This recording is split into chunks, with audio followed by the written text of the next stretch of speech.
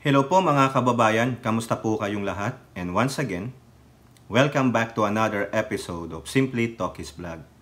Pag-usapan natin mga kababayan, ito pong naganap sa Quadcom.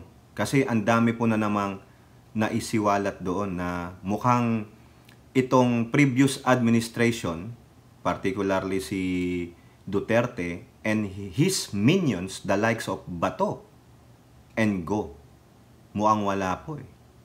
Mukhang sa larong chess, sukol na po. Ilang moves na lang, checkmate na. Game over. Sa larong dama, nadama sila. Noong mga taong binalahura nila. No? The likes of De Lima. Ito, si Mabilog. Si Espinosa. Ngayon, yung sinasabi ni Ramon Tulfong, jowa ni Digong, pumiyok na po. May affidavit na. Na pinapatunayan yung sinabi ni Lieutenant Colonel Espinido na merong reward system. Tapos, baon na kayo. Bato, Go, Duterte. Ha? Yari na. Wala na. Diin kayo. Kaya dapat, para naman mailahad ninyo ang inyong side, huwag kayo sa media magdadaldal. Pero sabi nga ng ilan, silence is golden. Mga tamilmil, pero yung isang mamang kalbo, hindi na po nakatiis.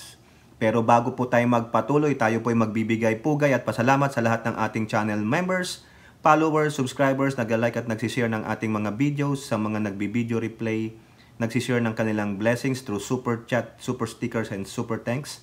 Ganon din po sa mga nakakasana nating regular sa ating video premieres at live streaming. And special shout out to our OFWs, men and women in uniform, to the frontliners, and to our teachers. At shout out po sa lahat ng ating kaibigan. Hindi ko na kayo maisa-isa. Dumadami na po kayo. Mabibreak na po natin ang 56,000 subscribers. As of this time, nasa 55,900 na po tayo. Konting push pa, nandun na po tayo. Road to 60,000 tayo.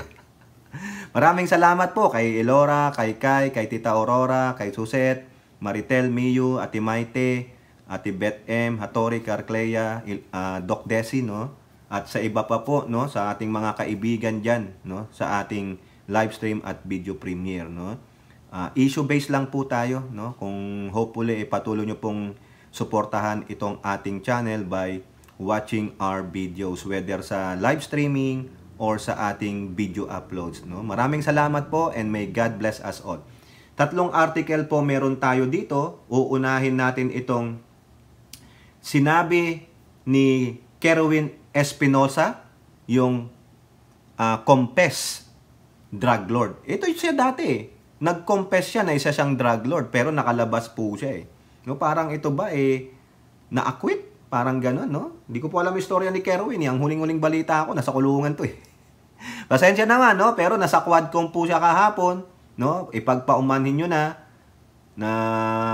hindi tayo updated dito kay Kerwin. Pero ngayon, nakita ko po siya sa Quadcom at eto nga po sa balita ng ABS-CBN, ang laking pasabog po at si Mamang Kalbo ay galit na galit, no?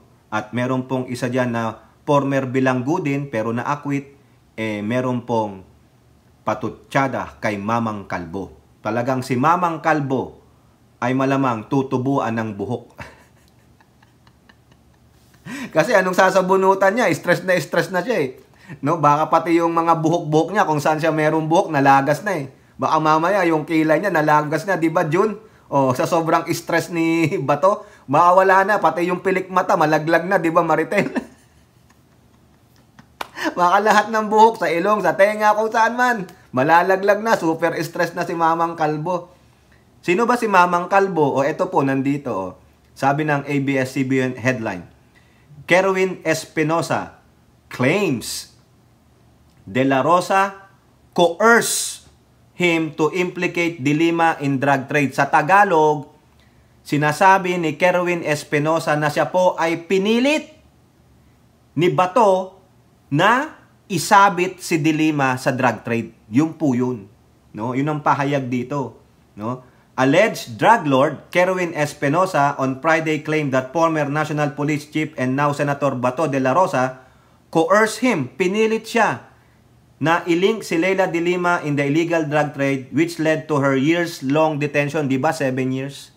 Pero yung iba nag-recant na, wala nang malakas na ebidensya kay De Lima, kaya na-drop lahat ng kaso. Kaya nakalaya si De Lima. Ngayon, bawi-bawi lang. Revenge lang, di ba? Aside from De Lima, De La Rosa also forced him to implicate businessman Peter Lim. Remember this? Di ba ito yung kasama ni Digong? So therefore, si Bato, ang isa sa mga orchestrator nito. Mastermind ka ba Bato? O, di ba? Kasi yung Peter Lim sinasabi nila, kaibigan ng Pangulo, kumpare niya, yung pala drug lords.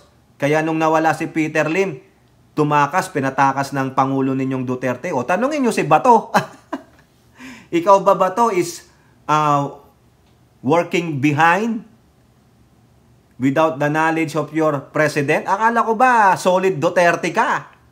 Pero tinatraidor mo si Duterte? O, di ba? Kumpare niya, gusto mong i-implicate sa illegal drugs. Yari na. Kailan? Nako, Bato, yari ka. Nalaglag ka, Espinosa claimed in his bombshell testimony as a resource person on the House Quadcom. No?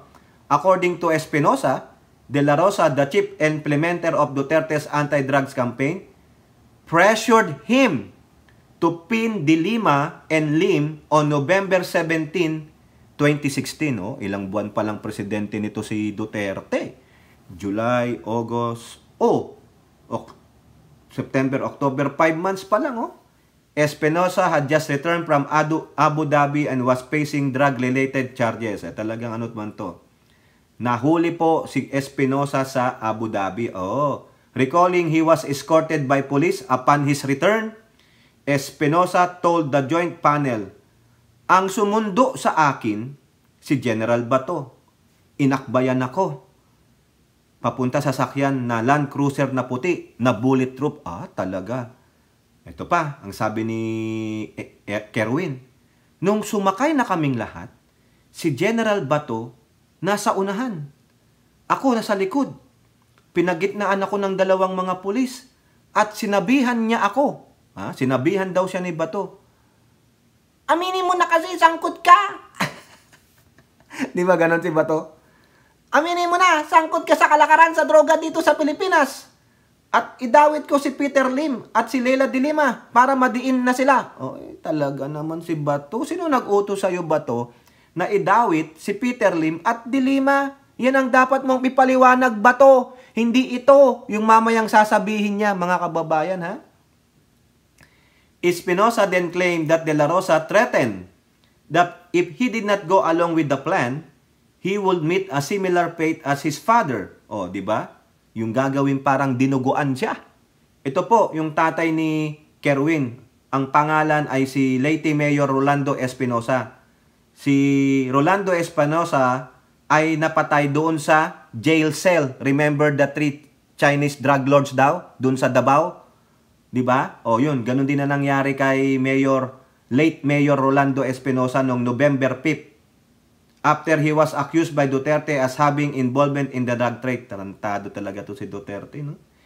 Kapag hindi raw ako sumunod sa plano, pwedeng mangyari sa akin ang nangyari sa ama ko o isa sa mga pamilya ko ang mamamatay. Ay, nako, Bato. You have a lot of explaining to do.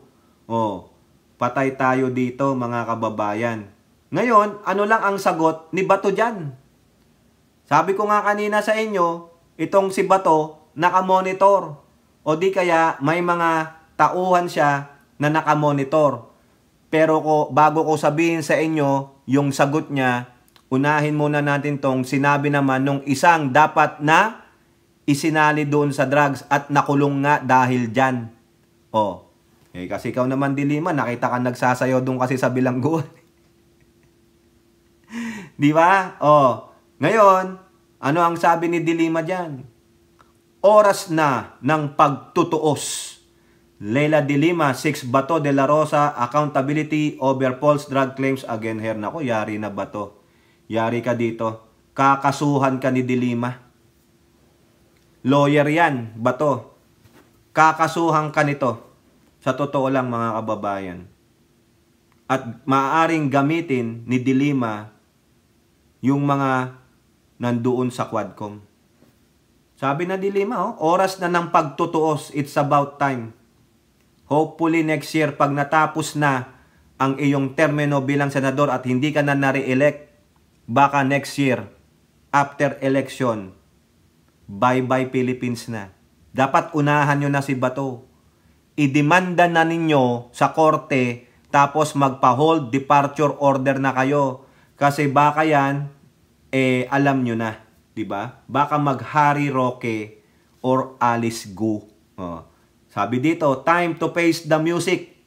Former Senator De Lima is demanding the accountability of Senator Bato de la Rosa for his role in the fabricated, gawa-gawa, drug trade charges that landed her in jail. Naku, maniningil na si De Lima. Patay na, Bato. Baka hindi lang ikaw, kasama pa dyan sila Aguirre, yung dating justice, no?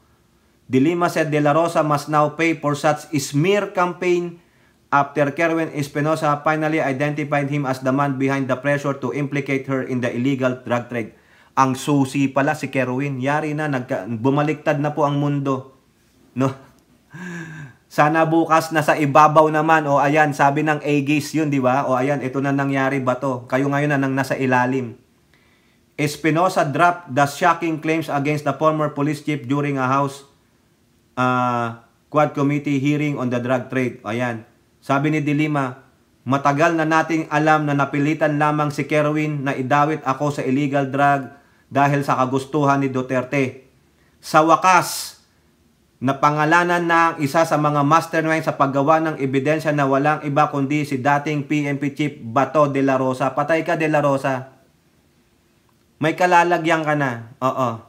Baka mag-alabantag na ito. Bantag, bantag, bantag. O, ganon. Tago, tago na bantag. She said it's time for De la Rosa to answer for his role in the Duterte's government's false accusations against her. Kailangan na ngayong harapin ni Bato ang pagtutuos ng katotohanan sa mga kasinungalingang ginawa ng gobyernong Duterte laban sa akin. Correct. So therefore, Leila De Lima, do what is best. And you know what is best. Ano yon? File a case. Diba? Unahan mo na. Hanggat maaga, unahan mo na. Kasi pag ito natalo sa May 2025 election, kung walang kaso yan, walang hold departure yan, baka bye-bye Philippines. See you later. Pupunta sa lugar na walang extradition. Baka pupunta saan? Timor-Leste, makikipagkamayang kanino? Kay Tibis. Kaya kung ako sa'yo, De Lima, the old adage, daig ng maagap ang masipag. Daig ng maagap ang masinop. Agapan mo. Kaya sabi mo, oras na ng pagtutuos. Do it quickly. Gamitin mo yung mga hearing, no? Yung mga nakuhang impormasyon dun sa Quadcom. So, you can file a case. Abogada ka. Bilisan mo, wag kang magpatumpik-tumpik kasi itong mga to, baka mamaya, writ of amparo. Writ of, ano ba yun? Nakalimutan ko yung dalawa kay Roque. Diba? Ngayon, mga kababayan, ito lang ang sabi ni Bato. Galit na galit siya, mga kababayan. Parang gusto niyang katayin, gawing dinuguan si Kerwin. Kasi feeling niya, sinira ni Kerwin ang pangalan niya. Patay tayo dito, mga kababayan. Ang sakit nito. It hurts. It hurts, no? Ito po, ito na inano natin sa LS pero ikakabit natin dito. Ito yung sagot ni Bato sa binitawang mga statement ni Kerwin Espinosa sa Quadcom. Pasintabi naman po babasahin lang natin yung article Gago siya! Bato de la Rosa threatens to punch Kerwin Espinosa for dragging him in the House Quad Inquiry. Tinawag niyang gago si Kerwin at susuntukin daw si Kerwin pag nakita niya. Former Philippine National Police and now Senator Ronald De La Rosa curse at alleged drug lord Kerwin Espinosa after the latter accused him of coercing him to pin down former Senator De Lima in the drug trade. Quote, sabihan mo siya, magpakita siya at susuntukin ko siya sa muka. Blip niya. Blip siya. Kung makapag-istorya siya ngayon, makapagsalita siya, akala mo sinong malinis. Ganun talaga, bato. Lalo na tong si Kerwin. No? Masakit ang loob niyan. Oo, sige, nahuli yan sa Abu Dhabi sa drug charges. Okay, kasuhan siya. Kasuhan siya. Panagutan niya ang mga kasalanan niya. Pero masakit ang loob niya dahil hindi niya matanggap yung tatay niyang mayor ng Leyte dati. Kinatay sa loob. Hindi nabigyan ng hustisya. Sino ang gumawa nun? Dapat yung binigyan nyo ng hustisya, maski na sinasabi ni Digong na drug lord, may hustisya pa rin yan. May karapatan pa rin. Diba? Bakit kinatay? Sino nag-utos ng pagkatay kay Mayor Rolando Espinosa? Tao yan, may human rights yan. Maski na bilanggo yan, may human rights pa rin yan. Pero anong ginawa? Sino nag-utos? Sino ang kumatay? Yan ang hindi matanggap ni Kerwin. Kaya bawi-bawi lang to mga kababayan ngayon. Kaya ikaw ba to ang madidiin dito? Kaya kung talagang gusto mong patunayan na mali ang akusasyon o statement ni Kerwin na isang alleged drug lord, magpaliwanag ka sa Quadcom, hindi sa media. Hindi sa nagtatago ka sa saya ng Senado. Eto pa. De La Rosa could not help but her expletives at Espinosa after the latter during the House of Representatives Quad Committee inquiry about accused De La Rosa of threatening to kill him if he does not pin down De Lima for drugs. Blip siya! Ba't siya gawa ng istorya? Samantalang noon, ang bait-bait niya noong nasa kustodiya namin. Ang bait-bait niya. Tapos ngayon, kung ano-anong pinagsasabi, demonyo talaga ang blip na yon. Ayun. Siyempre, kung nung panahon na nasa kustodiya siya ninyo, kung magmamayabang siya, magmamataas siya, baka naman magawa nyo rin siyang isang dinuguan. Di po ba? Tama, mali. Bismiyo. Ito pang babala sa atin ni Bato, ha? De La Rosa warned against believing Espinosa because the latter, si Espinosa daw, is an alleged drug lord in Visayas. Ayun. Mag-ingat daw kayo. Kasi, sinungaling yan. Huwag niyong paniwalaan. Drug lord yan sa Visayas. Oo. Quote, in the first place, he is a drug lord. Kahit na, granting na dismiss yung kaso niya, still, he remains to be a drug lord. Alam na alam ng mga tao yan. Oo. Na-dismiss pala ang kaso niya. Talagang drug lord talaga nag-blip. Siraulo siya. Ayan, talagang galit na galit si Bato. Dahil biruin mo, nakalaya na pala itong si Kerwin dahil na-dismiss yung kaso niya, patay na. What comes around na talaga, goes around. The wheel of fortune. Hindi na pumupunta kay Bato, kundi ang laging napipili ng ruleta kay Bato ay bankrupt. Espinosa broke down during the House hearing as he recalled being threatened by De La Rosa that if he refused to tag De Lima for drugs, he will suffer the same fate of his father. Ayun nga, ginawang si former mayor ng Leyte, Rolando Espinosa. Quote, sinabi niya sa akin, sumunod ka sa plano kung sino ang babanggitin mo para maligtas ang buhay mo. Kung ayaw mo sumunod, ikaw na ang susunod sa tatay mo. Ay, Diyos mio, napagbantaan po. Or isa sa miyembro ng pamilya ninyo may mangyari na masama. Ay, Diyos ko po. Sir Bato de la Rosa, sana po magbago na tayo. Naiwasan natin ang gumawa lang ng senaryo dahil sa politika na masira ang isang tao kasi hindi kaalyado natin. Iwasan na po natin at huwag na natin gawin na pilitin na gumawa ng kwento para lang mapin down ang isang tao. Yun lang po ang mibigay ko kay Senator Bato de la Rosa na mensahe. May mensahe pa siya. Talaga naman. Bato!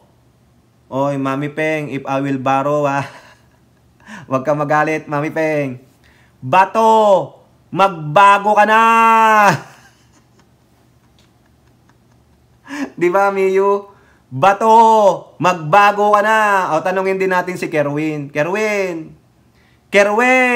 nagbago ka na ba? Nahuli ka sa Abu Dhabi. O, patunayan mo, Kerwin, na ikaw ay hindi isang drug lord even though na ikaw ay na-dismiss. O, Kerwin, nagbago ka na ba talaga? Bawi-bawi lang ba to? Sorry. The will of fate is not doing you good. Ika nga ng Aegis, gulong ng buhay. Paikot-ikot, parang roleta, ang napunta kay Bato. Bankrupt. It's your turn. Turn to face the music. Sabi nga din Dilima, time to face the music. Panahon na ng pagtutuos. Maniningil na si Dilima. Baka si Kerwin Espinosa maniningil na rin Bato. Ayan ang pagkakamali mo, Bato. The one that got away. And the one that got away is now hunting you. Haunting you. Ganon. Ngayon, nanggagalaiti ka. Para malinis mo ang pangalan mo sa mga akusasyon na yon, hindi lang si Kerwin. Umaten ka ng Quadcom. Kasi kung sa media ka maggagalaiti, no one, nobody will believe you, Bato. Wala. No. Kayo po, mga kababayan, anong masasabi nyo? Sinong paniniwalaan ninyo? Si Kerwin, na isang alleged drug lord na na-dismiss ang kaso? O si Bato, na isang senator na galit sa mga aligasyon o statement ni Kerwin Espinosa? At si Dilima, sinabi niya, time to face the music, Bato. Panahon na ng pagtutuos. Okay? Comment down below and don't forget to like and share. Hope to see you in the next videos. Bye-bye. God bless.